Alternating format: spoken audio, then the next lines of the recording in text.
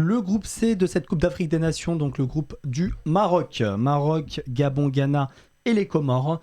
Le Maroc, 2 sur 2. Le Maroc, 6 points.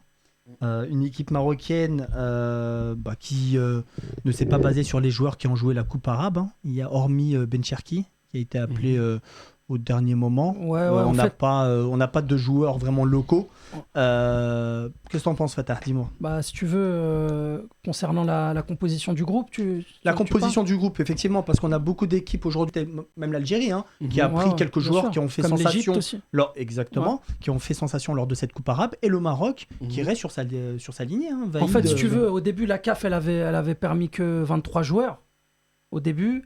Avec 4 réservistes, je crois, ou 5 réservistes. Et après, 28, ils ont décidé, je crois, 3-4 jours avant le début de la compète, de prendre 28 joueurs. Donc, du coup, sur la liste initiale, il n'y avait aucun joueur de la Coupe arabe, mis à part Zniti. Mais Zniti, qui était le 3e gardien, s'est blessé entre-temps. Donc, il a été remplacé par le gardien du Wydad, Ahmed Reda Ternouti.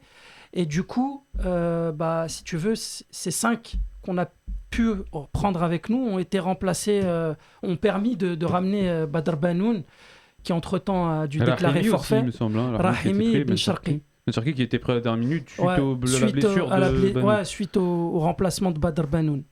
Voilà.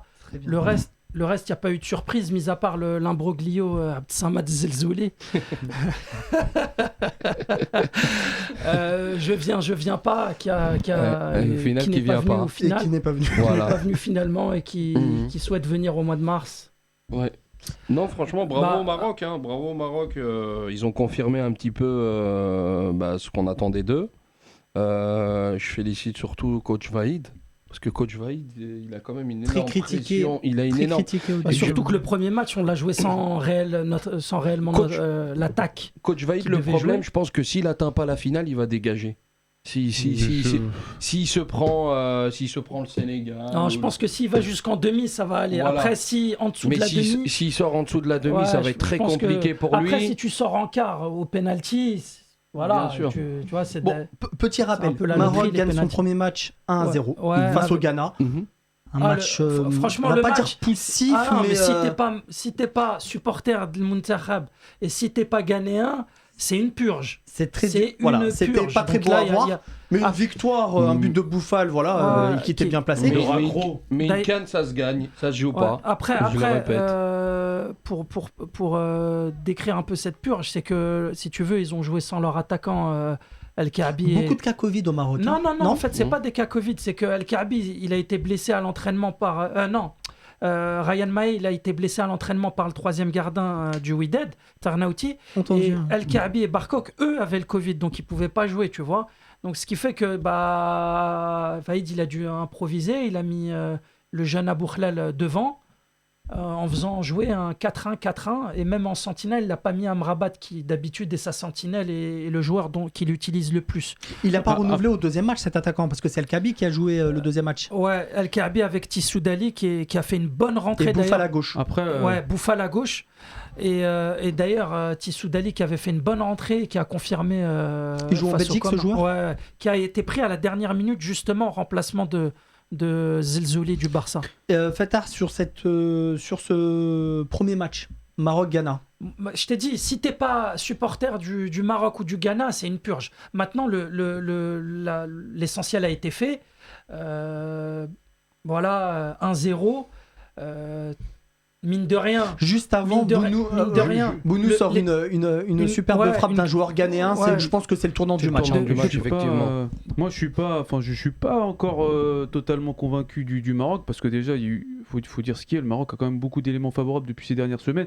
Le Maroc-Ghana, s'il joue à 14h, je suis pas sûr que le Maroc aurait pu s'imposer. À 14h, ça aurait pas été la même chose. Le match face au Comores. Même à 20h, t'as de l'humidité. Même à 20h, hier, il faisait 30 degrés. Donc imagine à 17h. Il fait 35 degrés. On a joué le Mali à 35 degrés avec l'humidité. Honnêtement, 14h, c'est. Mais l'année dernière, plus dur. Je suis d'accord avec toi. Mais en 2019, Raïd, on a joué la Namibie à 16h30. En Égypte, sous 40 degrés. Sous 40 degrés. On a joué notre 8e. C'est un climat plus sec, effectivement.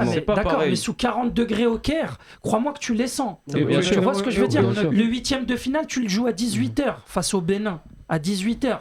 Or, tous les autres, tu peux vérifier les autres huitièmes, notamment le huitième, par exemple, Algérie-Guinée, il a été joué à 22h.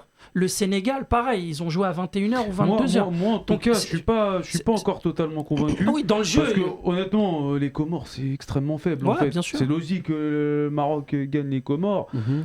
Surtout au nombre d'occasions qui se sont créées. Donc ça, il faudra aussi peut-être revoir le secteur offensif. Parce que, à l'image de l'Algérie, le Maroc a extrêmement loupé. Je crois que c'est le match où il y a eu le plus d'occasions. Honnêtement, j'ai vu le Ghana, que ce soit face au Maroc ou le Gabon. Le Ghana, c'est à des années-lumière de ce qu'on avait fin des années 2000-2010. Ouais, mais tu remarques, ça reste quand même une nation que le Ghana qui est qualifiée dans les barrages.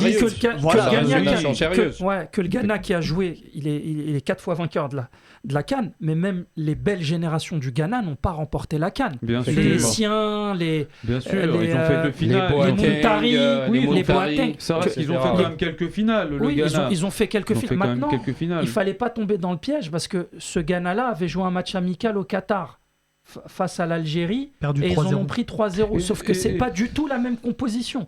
Parce que quand tu compares les deux 11 titulaires face à l'Algérie et titulaires face au Maroc, il n'y avait que 2 joueurs qui jouaient de titulaires lors du match face à l'Algérie. Il n'y avait que le défenseur strasbourgeois Djikou et l'ailier gauche ou droit qui a joué à droite parce que Souleymana il jouait à gauche, Princeman qui joue à Gand. À Genk, en Belgique. D'accord, ok. Celui donc du coup, c'était pas du tout la même équipe qui a joué face à l'Algérie. Pas du tout, pas du tout. Et justement, fallait pas tomber dans ce piège de se dire l'Algérie leur en ont mis 3 au Qatar. Ça le va Maroc, être voilà, le Maroc c'est 6 points sur 6. C'est 6 points, ils ont fait le job. Ils font le boulot. Ils montent en puissance. Vaïd, il a assumé ses choix, il a pas appelé Ziyech, il a pas appelé Belhanda, par exemple. Mazraoui, qui aurait pu vraiment.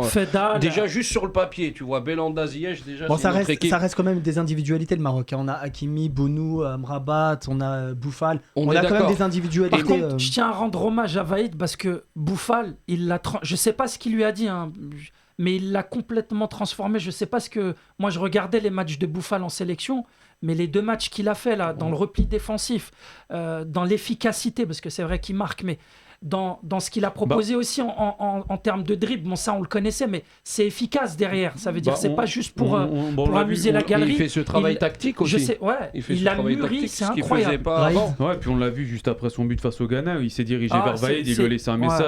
Alors. Donc il s'est passé quelque chose.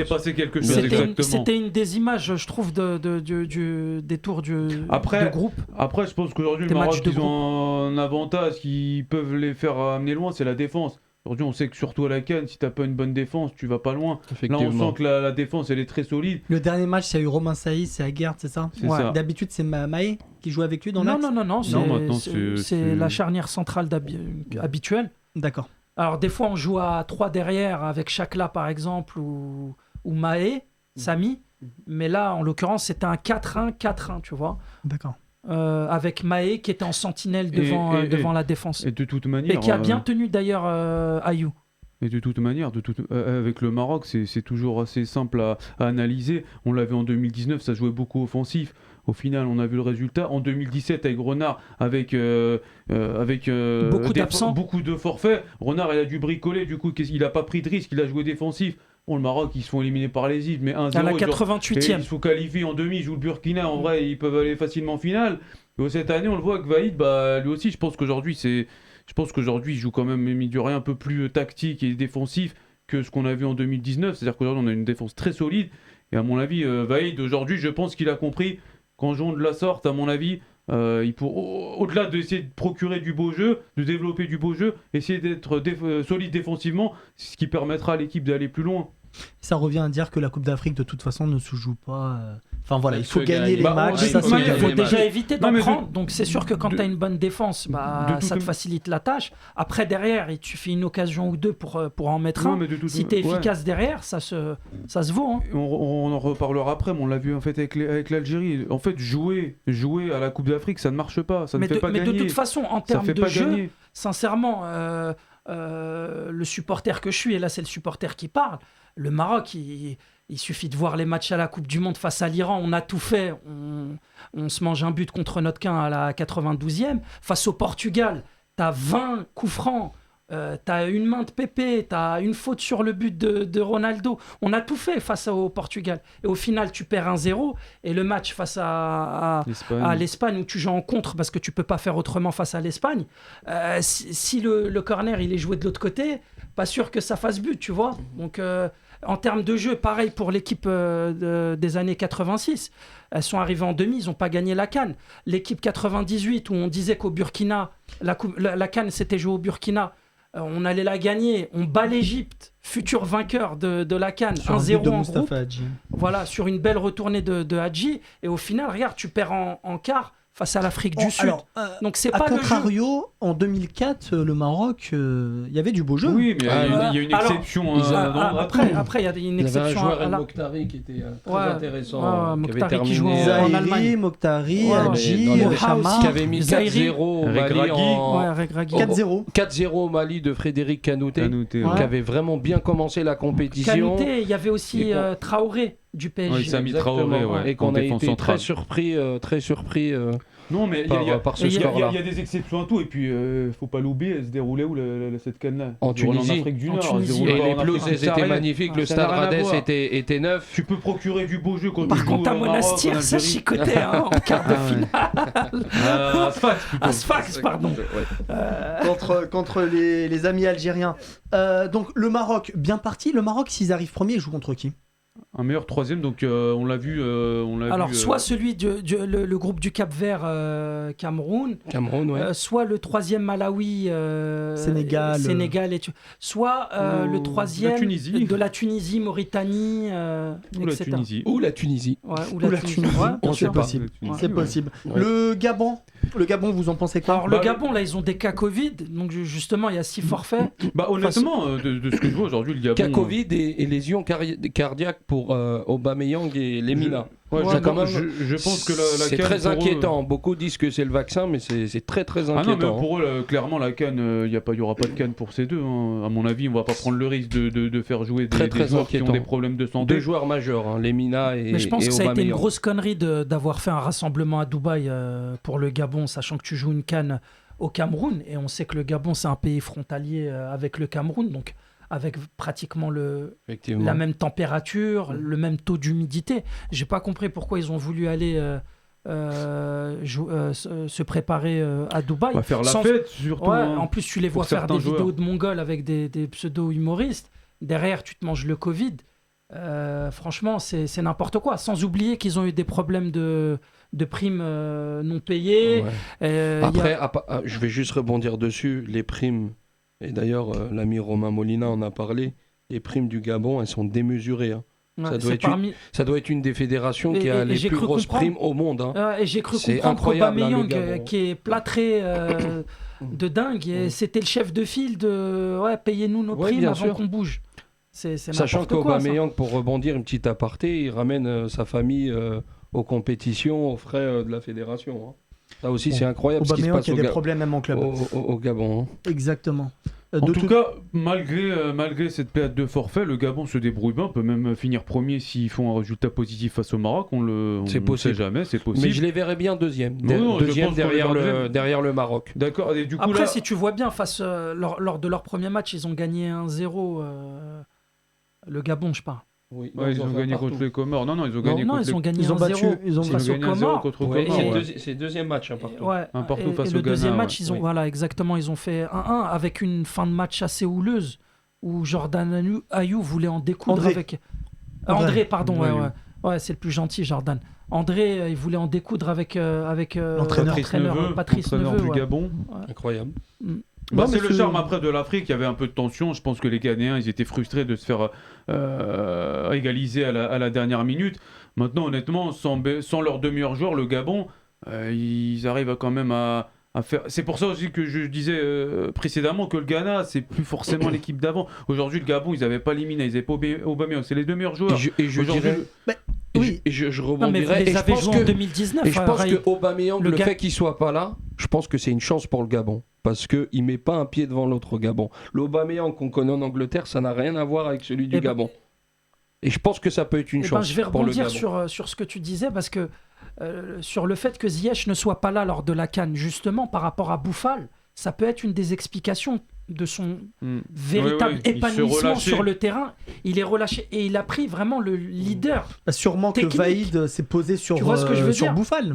En l'absence de Ziyech, il avait besoin d'un leader technique. Mais pour Aubameyang, pour avoir observé les matchs du Gabon ces derniers temps, je peux te le dire qu'Aubameyang, il apporte rien au Gabon. Mais bon, sur la feuille de match, sur la feuille de match, bien évidemment, tu vois ce que ça je veux dire, peur. la défense adverse, elle se dit à Aubameyang, tu vois ça fait peur. Mais combien d'équipes maghrébines, par exemple, ont rencontré le Gabon d'Aubameyang?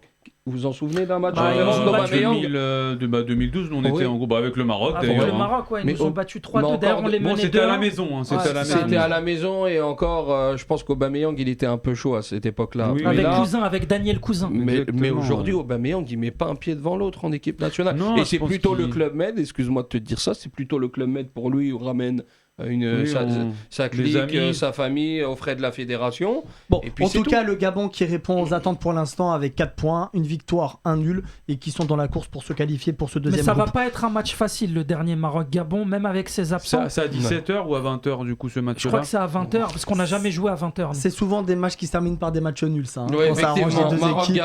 Oui, ça va arranger les deux équipes, je pense. Et surtout qu'il y a des pénaltys côté... Il y a des pénaltys, il y a des cartons jaunes côté marocain. Je sais pas s'ils vont être...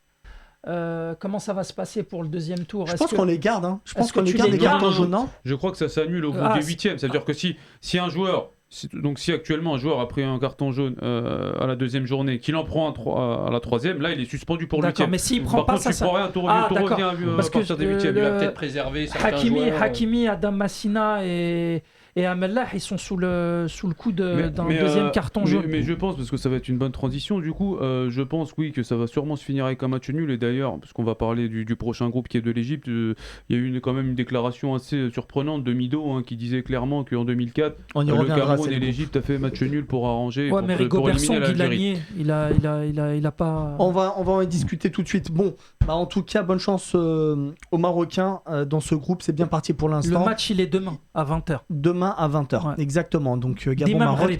Et les dernières journées, se jouent donc à la même heure.